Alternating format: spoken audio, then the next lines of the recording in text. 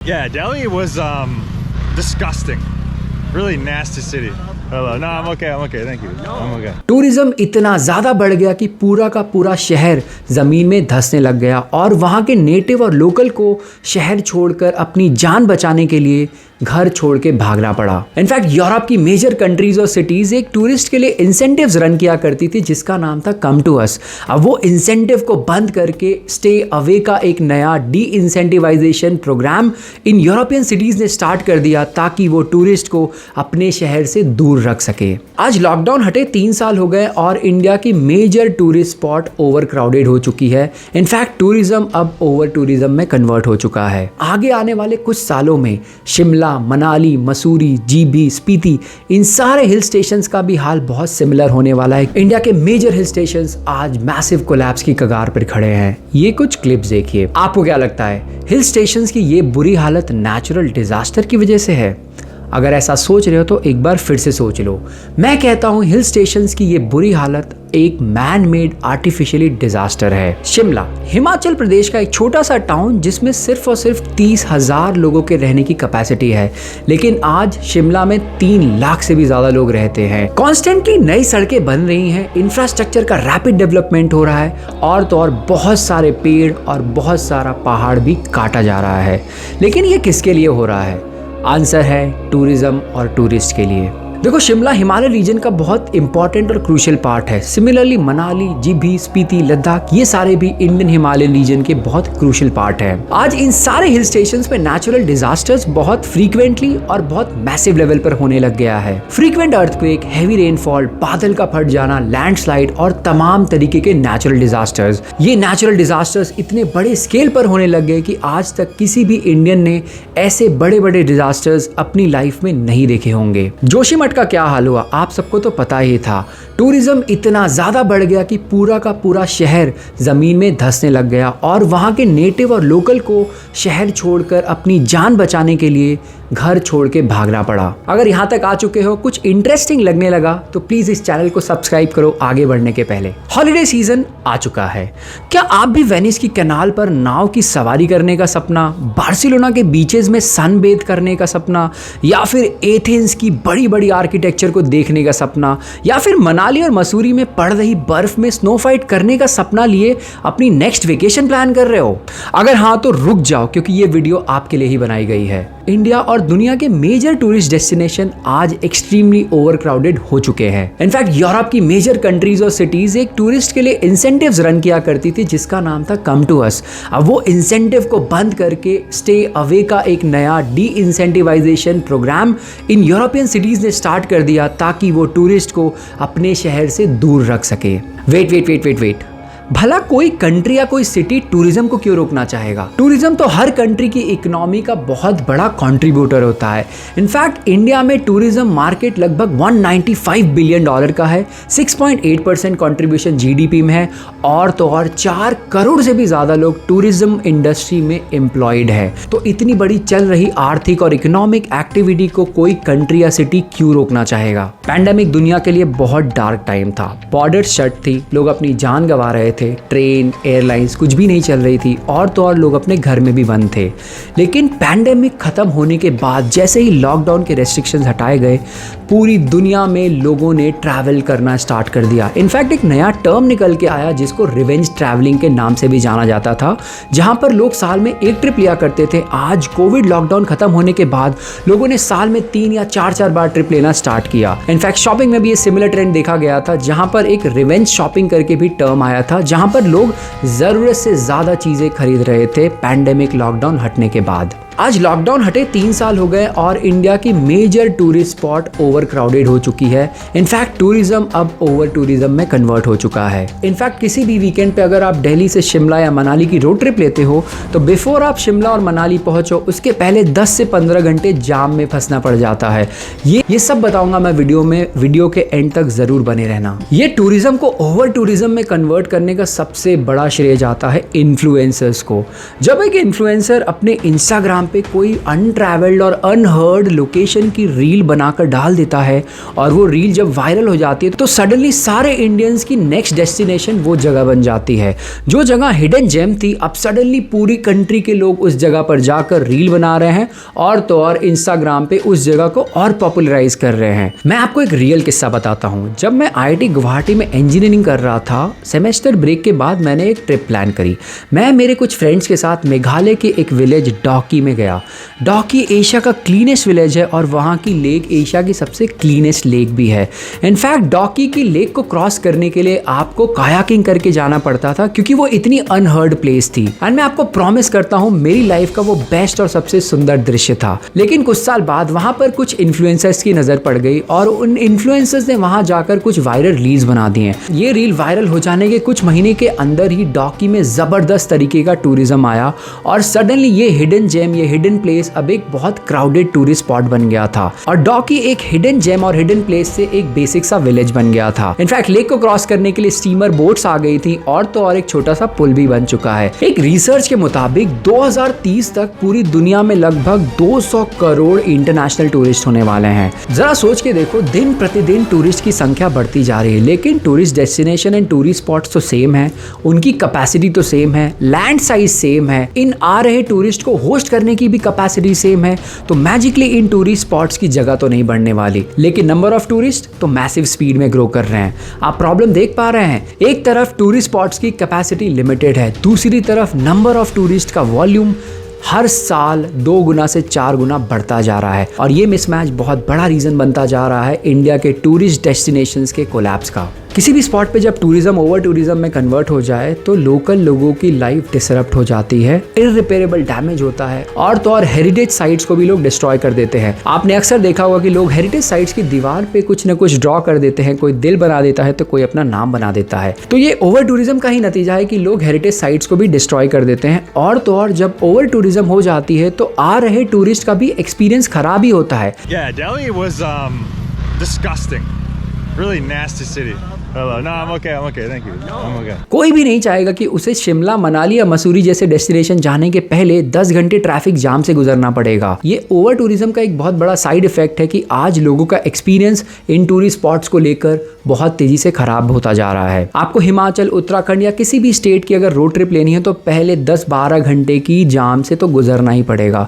मैं काशी बनारस से हूँ, मेरा बचपन बनारस के घाटों पर बीता है जहाँ पर मैं घाट पे बैठकर चैन की सांस लेकर अपनी ज़िंदगी के बारे में सोचता हूँ। लेकिन आज अगर मैं घाट पे बैठ जाऊँ तो इतना शोर शराबा, इतने सारे लोग दिख जाएंगे कि मैंने तो घाट पे जाना बंद ही कर दिया है। मेरे खुद का शहर जहाँ पे मेरा पालन पोषण हुआ, मैं भी आज घर के बाहर नहीं निकलता हूँ। उसका एक ही रीज़न है कि आज बनारस, काशी में इतने ज़्यादा टूरिस्ट आ चुके हैं कि मैं मेरे घर से भी निकलना पसंद नहीं करता हूँ। ये सिमिलर ऑब्जर्वेशन इंडिया के हर टूरिस्ट डेस्टिनेशन और हर टूरिस्ट स्पॉट्स पे देखा जा रहा है कि लोकल्स की लाइफ इतनी डिसरप्ट हो जा रही है जस्ट बिकॉज इतने सारे टूरिस्ट आ चुके हैं कि लोग अपने घर को छोड़ना पसंद ही नहीं कर रहे हैं। इंडिया में ट्रैवलिंग पॉपुलेशन बहुत तेजी से बढ़ रही है। जहां लोग साल में पहले एक ट्रिप लिया करते थे, अब हर दूसरे या तीसरे महीने में लोगों को एक ट्रिप चाहिए। सडनली लोग माउंटेन कॉलिंग और बीच कॉलिंग कह के फटाफट माउंटेन और बीच की ओर दौड़ने लग जाते हैं। और तो और इंडिया में लोगों की डिस्पोजेबल इनकम भी बढ़ रही है। ये जो मिडिल क्लास का लेयर इंडिया में हमेशा से है, 15 साल में मिडिल क्लास का लेयर बहुत तेजी से बढ़ा है। तो आज लोगों के पास थोड़े ज्यादा पैसे हैं खर्च करने के लिए, तो जाहिर सी बात है अगर थोड़े पैसे हैं तो थोड़ा ज्यादा घूम लेते हैं लोग। लेकिन इन सारे रीजन से भी सबसे बड़ा रीजन जिसने टूरिज्म को ओवर टूरिज्म में कन्वर्ट किया है वो है सोशल मीडिया।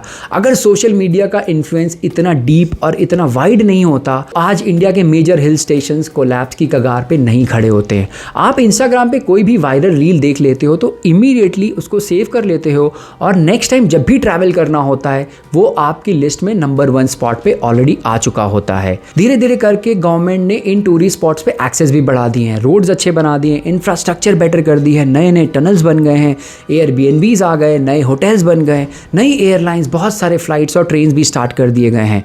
तो लोगों के लिए पॉइंट ए से पॉइंट बी जाना बहुत ईजी, सिंपल और अफोर्डेबल बनता जा रहा है। ये तमाम कारण है जिसकी वजह से इंडिया का टूरिज्म अब मैसिव ओवर टूरिज्म में कन्वर्ट हो चुका है। यस, ट्रैवल और टूरिज्म से इकोनॉमी को बहुत फायदा होता है और लोकल्स के पास बहुत पैसे आते हैं। लेकिन जब टूरिज्म ओवर टूरिज्म बन जाए तो इकोनॉमी का क्या करोगे अगर शहर ही नहीं बचेगा। इसी सीख को लेकर बाहर की कंट्रीज स्पेशली यूरोपियन कंट्रीज ने अब टूरिज्म पे जबरदस्त तरीके से रोक लगाना स्टार्ट कर दिया है। वेनिस दुनिया की सबसे फेमस और मोस्ट वांटेड टूरिस्ट डेस्टिनेशन है। 3 लाख की पॉपुलेशन वाला यह शहर हर साल 3 करोड़ से भी ज्यादा टूरिस्ट को होस्ट करता है। वेनिस की सबसे फेमस जगह है उनका कनाल, जहां पर लोग बोट राइड लेते हैं। लेकिन ओवर टूरिज्म के चलते आज कनाल में घूम रही ये बोट्स किसी सड़क पे दौड़ती गाड़ी की ट्रैफिक जाम से कम नहीं है। इनफैक्ट पूरे कनाल में इन बोट्स के जाम लगने लगे हैं। बम्पर टू बम्पर जाम लग जाता है इन बोट्स का पूरे के पूरे वेनिस के कनाल्स में। तो वेनिस ने इस बढ़ रहे ओवर टूरिज्म को कर्ब करने के लिए, रोकने के लिए अपने शहर में एंट्री फीस लगा दी है। बेसिकली अगर आपको वेनिस शहर में एंटर करना है तो आपको 500 रुपए की टिकट लेनी पड़ेगी। Today, tourists will have to pay an entry ticket as if it was one. ये एक तरीका वेनिस ने अपनाया है। सिमिलरली एथेंस और ग्रीस ने भी अपने हेरिटेज साइट्स पे नंबर ऑफ डेली विजिटर्स को भी रोक लगा दी है। इनफैक्ट एक दिन में 20,000 से ज़्यादा विजिटर्स इन साइट्स पे नहीं जा सकते हैं। अगर आपको इन साइट्स पे विजिट करनी है तो आपको एडवांस बुकिंग करनी होगी। एम्स्टर्डम, इटली, स्पेन, ये सारी यूरोपियन कंट्रीज कुछ न कुछ नए रूल्स और रेस्ट्रिक्शंस ला रही है टूरिस्ट के लिए, जिसकी वजह से इनकी कंट्रीज में टूरिज्म थोड़ी कम हो, यानी कि वो ओवर टूरिज्म से वापस टूरिज्म वाले दौर में जाना चाहते हैं। इंडिया को कोई फर्क नहीं पड़ता है। इंडिया ने वेस्टर्न कंट्रीज से कोई भी सीख नहीं ली है। इनफैक्ट इंडिया टूरिज्म को और ओवर टूरिज्म की तरफ पुश कर रहा है। आपको जोशीमठ वाला इंसिडेंट तो याद ही होगा। इंडियन हिंदूज के लिए बहुत सेक्रेड और पिलग्रिमेज साइट हुआ करती थी, लेकिन टूरिज्म बढ़ाने के लिए वहां पे जबरदस्त तरीके का डेवलपमेंट किया गया। रोड्स बनाई गई, पेड़ काटे गए, बहुत सारे पहाड़ काटे गए, टनल्स बनाए गए और अल्टीमेटली क्या हुआ, पूरा का पूरा शहर जमीन में धंसने लगा। वहाँ की लोकल जनता को अपना घर, अपना संसार छोड़कर भागना पड़ा क्योंकि वो जगह अनलिवेबल हो गई थी। Local authorities to move residents to safer locations, including hotels and guest houses. जहां पर ओवर टूरिज्म के चलते जो इंफ्रास्ट्रक्चरल डेवलपमेंट कर रही थी गवर्नमेंट, उसकी वजह से पूरा का पूरा शहर ही जमीन में धंसने लग गया। पूरा शहर मानो डूबने सा लग गया। लेकिन आगे आने वाले कुछ सालों में शिमला, मनाली, मसूरी, जीबी, स्पीति, इन सारे हिल स्टेशंस का भी हाल बहुत सिमिलर होने वाला है, क्योंकि इन हिल स्टेशंस पे भी टूरिज्म को प्रमोट करने के लिए रिकॉर्ड ब्रेकिंग नंबर्स पे होटल्स बन रहे हैं, रोड्स बनाई जा रही हैं, नए नए टनल्स बन रहे हैं। लेकिन इन सारे इंफ्रास्ट्रक्चरल डेवलपमेंट के लिए आप पहाड़ काट रहे हो और पेड़ काट रहे हो, यानी कि आप वहां के नेचुरल इकोसिस्टम से खिलवाड़ कर रहे हो। तो आखिर में होगा क्या? पूरा शहर जमीन में धंसने लग जाएगा, लैंडस्लाइड्स बहुत कॉमन हो जाएंगी, टनल्स कोलैप्स करने लग जाएंगे, बादल फटने लग जाएंगे, मैसिव फ्लड्स आने लग जाएंगे और हमें लग रहे ये नेचुरल डिजास्टर्स और फ्रीक्वेंट और विकराल रूप लेने लग जाएंगे और अल्टीमेटली ये सारे हिल स्टेशंस पूरी तरीके से तबाह हो जाएंगे, बर्बाद हो जाएंगे और वहां रह रही लोकल जनता बेघर हो जाएगी। ओवर टूरिज्म का सोशल, इकोनॉमिकल और इन्वायरमेंटल इम्पैक्ट बहुत मैसिव होता है। जब किसी अननोन जगह पे टूरिज्म बढ़ जाता है तो सबसे ज़्यादा लाइफ अफेक्ट होती है वहाँ पे रह रही लोकल जनता की। बाहर से आ रहे टूरिस्ट तो उस जगह पे काफ़ी पैसे खर्च करते हैं और वहाँ की बेसिक नेसेसिटीज़ भी बहुत महंगी हो जाती है और लोकलाइट्स के लिए ये बेसिक नेसेसिटीज़ अनअफोर्डेबल हो जाती है, क्योंकि आ रहे टूरिस्ट तो ईजिली पैसे खर्च कर लेते हैं लेकिन लोकलाइट्स के पास इतने पैसे नहीं होते हैं। वेस्टर्न गवर्नमेंट तो ओवर टूरिज्म का लॉन्ग टर्म इम्पैक्ट समझ चुकी है, डर भी गई है, इसीलिए वो तरह तरह के रेस्ट्रिक्शंस लगा रही है टूरिस्ट की रोक के लिए। अब वो ओवर टूरिज्म से वापस टूरिज्म की ओर जाना चाहते हैं, लेकिन इंडियन गवर्नमेंट कुछ भी नहीं समझ रही है।